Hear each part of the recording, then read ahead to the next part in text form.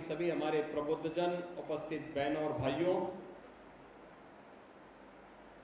आगरा की इस पौराणिक और ऐतिहासिक धरा को नमन करते हुए आप सबका मैं हृदय से अभिनंदन करता हूं। पूरे देश के अंदर लोकसभा चुनाव 2024 जो देश की 18वीं लोकसभा के लिए, देश की सर्वोच्च पंचायत के लिए जनता जनार्दन के प्रतिनिधि को चुनने के लिए आयोजित हुई है। बहनों और भाइयों, पहला ये चुनाव है देश का जिसके परिणाम के बारे में उत्तर, दक्षिण, पूर्व, पश्चिम कहीं भी कोई संदेह नहीं है। हर ओर एक ही आवाज है और वह कि देश के बारे में, देश के सम्मान को आगे बढ़ाने के लिए, देश की सुरक्षा के लिए, युवाओं के लिए, किसानों के लिए, महिलाओं के लिए, व्यापारियों के लिए, समाज के प्रत्येक तबके के लिए जो कार्य प्रधानमंत्री मोदी जी के नेतृत्व में पिछले 10 वर्षों के अंदर पूरे देश के अंदर हुए हैं, उन कार्यों के प्रति कृतज्ञता ज्ञापित करने के लिए इस चुनाव में जनता जनार्दन फिर से तीसरा कार्यकाल मोदी जी को देगी और पूरे देश के अंदर यह आवाज एक स्वर से गूंज रही है। क्या गांव हो, क्या शहर, क्या उत्तर हो, क्या दक्षिण, क्या पूरब हो या पश्चिम, हर ओर एक ही आवाज है और वह आवाज है, कोई संदेह नहीं कि जो कुछ आवाज देश के अंदर या अपने आगरा में आप सुन रहे हैं, यह आवाज पूरे देश की आवाज बन चुकी है।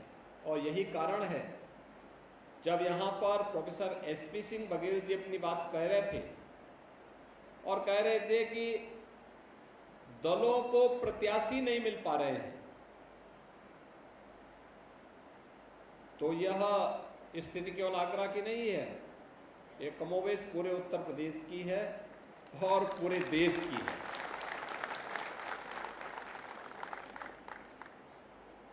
आपने बदलते हुए भारत को देखा है और हमारी पीढ़ी इस मामले में सौभाग्यशाली है कि हम न केवल बदलते हुए भारत को देख रहे हैं बल्कि विकसित भारत की संकल्पना को साकार होते हुए भी देख रहे हैं। आपने देश और प्रदेश के परसेप्शन को बदलते हुए देखा है। यही भारत था, दुनिया में सम्मान नहीं था और आज हर भारतवासी दुनिया के अंदर कहीं भी जाएगा, गर्व के साथ सीना तान करके वो बोलता है मैं भारत का निवासी हूं, तो सामने से जवाब आता है मोदी का भारत। मोदी जी के नेतृत्व में 140 करोड़ भारतीयों का दुनिया के अंदर गौरव बढ़ा है और नहीं देखना है, अन्य जगह छोड़िए। विश्व योग दिवस के अवसर पर आप देखते होंगे जब दुनिया के 190 से अधिक देश योग के आयोजन के साथ जुड़ते हैं या कुंभ जैसे बड़े आयोजन जब यूनेस्को की अमूर्त सांस्कृतिक धरोहर की सूची में आते हैं और भारत के परंपरा के प्रति जब कृतज्ञता ज्ञापित करने के लिए दुनिया उमड़ती है, तो यह दुनिया के अंदर भारत के बारे में बदली हुई धारणा को व्यक्त होता है। उसके एक उदाहरण है, सीमाएं सुरक्षित हुई हैं। आज भारत के अंदर घुसपैठ नहीं हो सकती, दुश्मन जब मर्जी तब भारत की सीमा में नहीं घुस सकता। उसे मालूम है भारत की सीमा का अतिक्रमण का मतलब उसकी जो जोरदार प्रतिक्रिया होगी वह कई पीढ़ियों को, देश को, दुश्मन को उसकी कीमत चुकानी पड़ेगी और इसलिए कोई अतिक्रमण नहीं करता। देश के अंदर इंफ्रास्ट्रक्चर किस रूप में? Highway, railway, metro, air connectivity, देश के अंदर किस प्रकार के वर्ल्ड क्लास इंस्टीट्यूशंस स्थापित हो रहे हैं, IIT, IIM, triple IT, AIIMS, इनकी एक श्रृंखला वर्ल्ड क्लास यूनिवर्सिटीज स्थापित हो रही है। ये दिखाती हैं ये नए भारत में हम दुनिया की आवश्यकताओं की पूर्ति के लिए न केवल 140 करोड़ भारतीयों के लिए बल्कि दुनिया की आवश्यकता की पूर्ति का माध्यम भारत को बनाएंगे और भारत उसको लीड करेगा, भारत उसको नेतृत्व देगा। इस भाव के साथ आज भारत के अंदर कार्य हो रहा है। गांव की कनेक्टिविटी बढ़ी है। कोई सोचता था हर घर नल की योजना साकार हो पाएगी? कोई सोचता था गरीब के घर में शौचालय बन पाएगा? कोई सोचता था गरीब को रसोई गैस के कनेक्शन मिल पाएंगे? कोई सोचता था कि आपके हाथ में जो स्मार्टफोन है, ये स्मार्टफोन आपकी जिंदगी को और पूरी दुनिया को आपकी जेब में रख करके आपके कार्य को और सरल और आसान कर देगा। आज सारा का सारा कार्य अपने स्मार्टफोन से आप कर पा रहे हैं।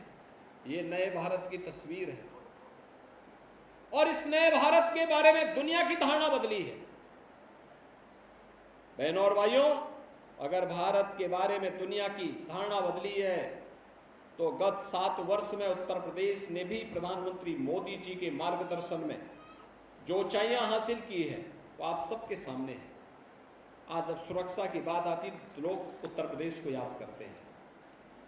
आज जब इंफ्रास्ट्रक्चर की बात होती है उत्तर प्रदेश सामने आता है। गरीब कल्याणकारी योजनाओं को जमीनी धरातल पर उतारने की बात होती है उत्तर प्रदेश सामने याद आता है।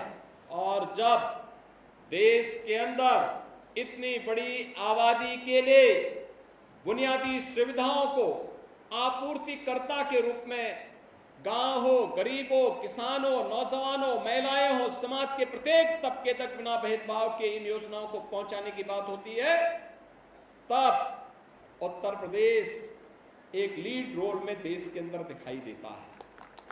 उन स्थितियों में लोकसभा का चुनाव है। लोकसभा का चुनाव बहुत स्पष्ट है। 2 ध्रुवों में पहले से विभाजित हो चुका है।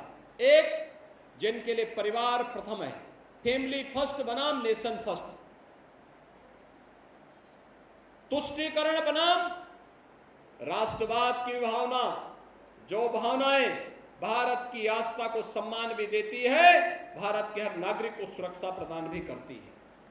परिवारवाद बनाम सबका साथ सबके विकास के बीच में है। भ्रष्टाचार बनाम जीरो टॉलरेंस के बीच में है। ये चुनाव बहुत स्पष्ट रूप से हम सबको भारत को नए भारत और विकसित भारत के रूप में स्थापित करने के उन सपनों को साकार करने को लेके जाता है जो प्रधानमंत्री जी ने अमृत काल में हम सब भारतवासियों को दिया। भारतवासियों के सामने जो संकल्पना रखी और इस संकल्पना का आधार है मोदी की गारंटी। मोदी जी ने पिछले 10 वर्ष में जो करके दिखाया वह भी जनता के सामने है। क्या कोई सोचता था कि आगरा में मेट्रो चलेगी? देश और दुनिया के अंदर जितनी भी मेट्रो बनी है उनमें सबसे पहले कार्य करने वाले, सबसे स्पीड के साथ कहीं कार्य हुआ है तो आगरा में हुआ है। अपने समय से 9 महीने पहले आगरा मेट्रो का संचालन भी हो गया है। आगरा में एयरपोर्ट का निर्माण हो, ये कोई सोचता था? लोग ये मानते थे, लोग थक हार चुके थे कि आगरा में एयर कनेक्टिविटी इसलिए नहीं हो पाएगी क्योंकि सुप्रीम कोर्ट ने ताज के नाते इन सबको रोका हुआ है। सुप्रीम कोर्ट तक मामला लड़ा गया और आज एयर कनेक्टिविटी यहां की प्रारंभ करवाई गई। नए सिविल टर्मिनल का निर्माण यहां पे हो रहा है। यहां पे गंगा जल की आपूर्ति हो पाएगी। एक सपना था, आज वह साकार हुआ है। ऐसे ही स्मार्ट सिटी के रूप में आगरा भी स्वच्छता की रैंकिंग में अपना स्थान बनाएगा, यह भी साकार हुआ है। बहनों और भाइयों, आगरा अपनी नई पहचान के साथ जहां आगे बढ़ रहा है, वही कई प्रतिमान स्थापित किए हैं प्रदेश ने देश के अंदर और देश ने दुनिया के अंदर। कोई सोचता था इससे पहले कि 500 वर्षों का इंतजार समाप्त होगा और अयोध्या में प्रभु राम का भव्य मंदिर का निर्माण कार्य भी होगा? ये सपना था लेकिन साकार हुआ है। ये जो कभी सपना हुआ करता था आज वो साकार होता हुआ दिखाई दे रहा है। और यही नया भारत है जो केवल संकल्पना ही नहीं देता है, संकल्प ही नहीं करवाता है, बल्कि उस संकल्प को जमीनी धरातल पर उतारने के लिए उसी प्रतिबद्धता के साथ कार्य करता है। लोग आज पूछते हैं कभी कभी कि आज जो आप कह रहे हैं या भारतीय जनता पार्टी के लोग जो कह रहे हैं इसकी 100% होने की गारंटी क्या है? मैं उनसे यही कहता हूं, क्या कोई सोचता था कोरोना कालखंड में दुनिया ने तो अपने हाथ पैर छोड़ दिए थे। दुनिया ये मान के चल चुकी थी कि अब लगता है कि जीव सृष्टि का अंत का समय आ गया है, कोरोना जैसी महामारी सबको निगल लेगी। लेकिन उस समय भी प्रधानमंत्री मोदी जी डट करके सामने खड़े हुए, उन्होंने कहा नहीं, हम इस महामारी को हरा करके रहेंगे। और आपने देखा होगा दुनिया के अंदर लोकतांत्रिक मूल्यों के साथ जीने वाले भारतीय समाज को किस रूप में बचाने का काम हुआ। आज भी कोरोना समाप्त हो गया लेकिन भारत के अंदर 80 करोड़ गरीबों को फ्री में राशन का सौगात मिल रही है। ये भी सपना साकार हुआ है। 25 करोड़ लोग गरीबी रेखा से उबर चुके होते हैं, ये भी नए भारत में होता है। 60 करोड़ लोग फ्री में 5 लाख रुपए की स्वास्थ्य बीमा का कवर प्राप्त कर रहे हैं, यह भी संभव हुआ है। 12 करोड़ अन्नदाता किसानों को प्रधानमंत्री किसान सम्मान निधि का लाभ मिला है, यह भी साकार हुआ है। 4 करोड़ गरीबों को सिर ढकने के लिए छत मिली है, यह भी हमने सपना साकार होते हुए देखा है। 10 करोड़ गरीबों के घर में रसोई गैस का सिलेंडर चलता हुआ हमने देखा है, यह भी सपना साकार हुआ है। और 2.5 करोड़ घरों में फिर से बिजली की का उजियारा पहली बार देखने को मिला है, उन्हें फ्री में कनेक्शन उपलब्ध हुए हैं, यह भी हमने साकार होते हुए देखा है। बहनों और भाइयों, यही मोदी की गारंटी है। सुरक्षा भी और समृद्धि भी, आजीविका भी, आस्था भी। जहां उपद्रव नहीं, जहां उत्सव का माहौल हो, वही मोदी की गारंटी है। और भारत उत्सव के इस माहौल के साथ पूरे देश को सरोकार कर सके, इसके लिए हम लोग आए हैं। उत्तर प्रदेश देश की आबादी का सबसे बड़ा राज्य, 80 करोड़ की आबादी, 80 लोकसभा सीट इस 25 करोड़ की आबादी का प्रतिनिधित्व करते हैं। तो 80 मनकों की माला जब हम लोग मोदी जी को उत्तर प्रदेश की ओर से पहनाएंगे तो बहनों और भाइयों, मैं उसमें आपका आह्वान करने के लिए आया हूं। आगरा लोकसभा सीट से जीतना तो तय है, लेकिन जीत ऐसी हो जो ऐतिहासिक हो। यहां पे चुनावी सभा की शुरुआत हमने प्रबुद्ध जनों से इसलिए की है क्योंकि आप समाज का नेतृत्व वर्ग है।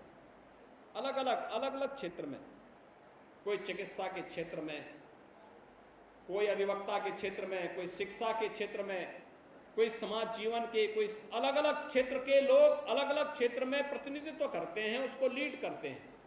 उनका अपना एक दायरा होता है।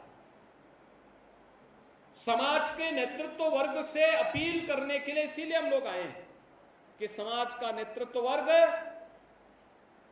राष्ट्र के प्रति और समाज के प्रति अपने दायित्वों का निर्वहन करना जानता है।